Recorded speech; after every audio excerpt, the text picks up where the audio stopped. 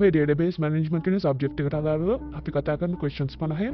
තුන්වෙනි question එක තමයි අද අපි කතා කරන්න බලාපොරොත්තු වෙන්නේ.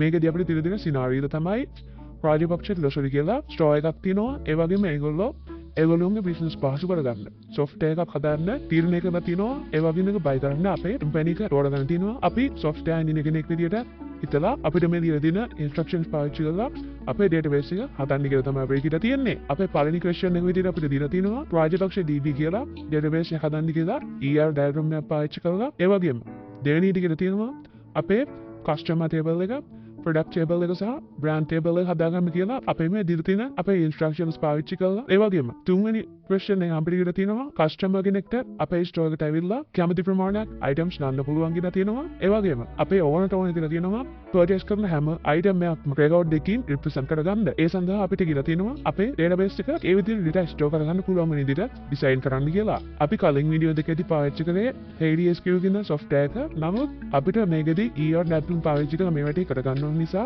අපිට ඒක HDSQL කෙනෙක් කරගන්න බෑ. ඒ සඳහා අපිට MySQL workbench කියන software එක පාවිච්චි කරන්න වෙනවා. අපි අපේ MySQL workbench කියන software එක open කරගෙන අපේ මේ questions වලට answers මොනවද කියලා කතා කරමු. මේ විදිහට මම අපේ MySQL workbench කියන software එක open කරගත්තා. අපිට ER diagram එකක් හදාගන්න නම් කරන්න තියෙන්නේ මේ file එකේ click කරලා new module කියන එකට යන එක. ඒ විදිහට new module කියන එකට ගියපුවාම අපි මේ විදිහට info එකට අරගෙන යනවා. ඊළඟට අපිට මෙතනින් අපේ database name එක දෙන්න පුළුවන්.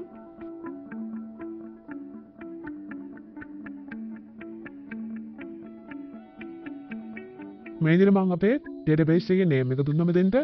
ඊළඟට අපිට තියෙන්නේ මේ @erwm කියන එක double click කරන එක. ඊට පස්සේ අපි මේ විදිහට අපේ erwm එක හදාගන්න interface එකට අරගෙන යනවා. අපි ඊළඟට අපේ tables තුන අපිට දීලා තියෙන instructions අනුව හදාගමු. අපිට table එක හදාගන්න නම් කරන්න තියෙන්නේ මෙතන මේ table icon එක click කරන එක. මේ විදිහට click කරලා අපේ මේ canvas එක click කරපුවාම අපිට මේ විදිහට table එකක් create වෙනවා. ඊට පස්සේ අපිට මේ table එක edit කරගන්න ඕන නම් කරන්න තියෙන්නේ මේක double click කරන එක. මේක double click කරපුවාම අපිට අපේ table එක edit කරගන්න අදාළ options මේ විදිහට open වෙනවා බලා ගන්න පුළුවන්. ඊළඟට අපි අපේ table එකේ details ටික add කරගමු.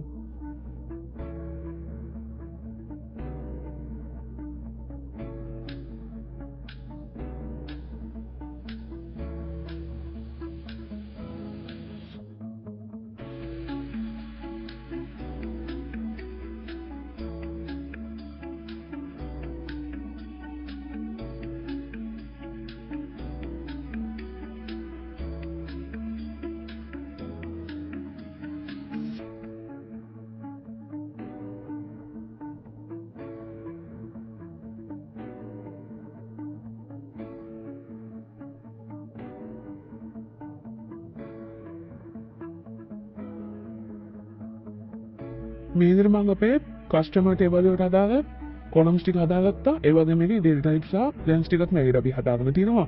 ඒකෙදී අපි customer register now කියන එක primary key කරගෙන තියෙනවා. ඊළඟට මම මේක මේ විදිහට close කරගත්තාම අපිට අපේ table එක බලා ගන්න පුළුවන්. මේ විදිහටම අපි අපේ product table එක සහ brand table එකත් හදාගමු.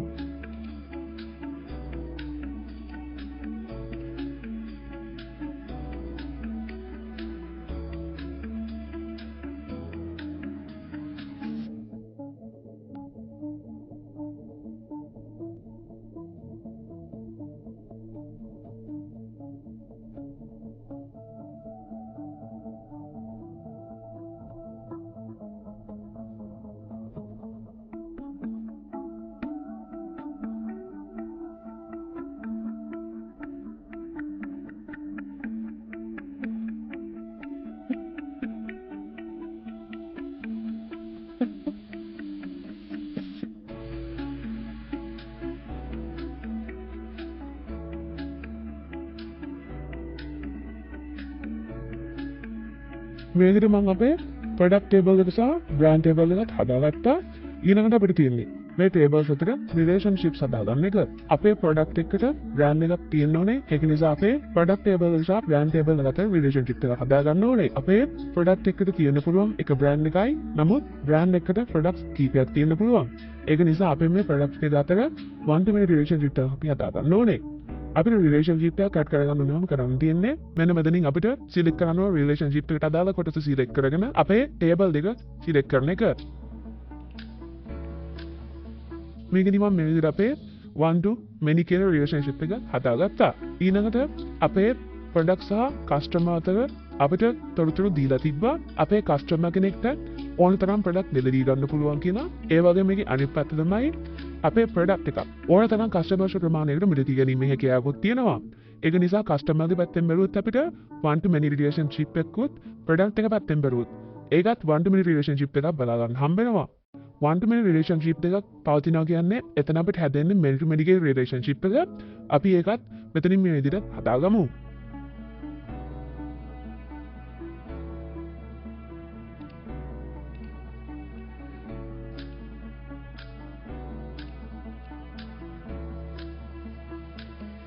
මේ විදිහට අපේ customer සහ product table එක අතර අපි relationship එකක් හදාගත්තා.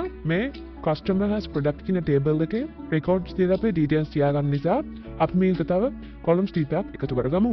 ඒ වගේම මෙතන අපේ connection එක තියෙන්නේ identify connection එකක් විදියට අපි ඒකත් non identify විදියට වෙනස් කරගමු.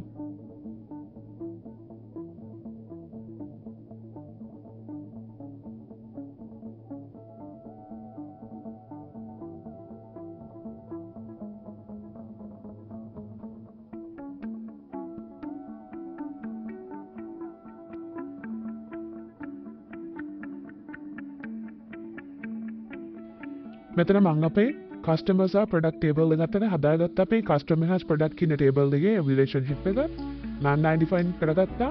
ඒ වගේම අපේ customer has product table එකට මේ විදිහට ID එකක් add කරගත්තා. ඒ වගේම අපේ customer buy කරන product එකේ quantity එක බලන්න. මේ විදිහට quantity කියලා column එකකුත් අපි මෙතනින් add කරගත්තා. ඒ වගේම අපි මේ table එක ආයෙත් edit කරන තැනට ගිහින් primary key එකකින් අපේ ID එක select කරගමු. මේ තමයි අපේ question set 3 එකේ තියෙන ප්‍රශ්නවලට අදාළ උත්තර ටික බලා ගන්න හම්බෙන්නේ අපි question number 4 එකත් එක්ක ඊළඟ වීඩියෝ හම්බෙමු.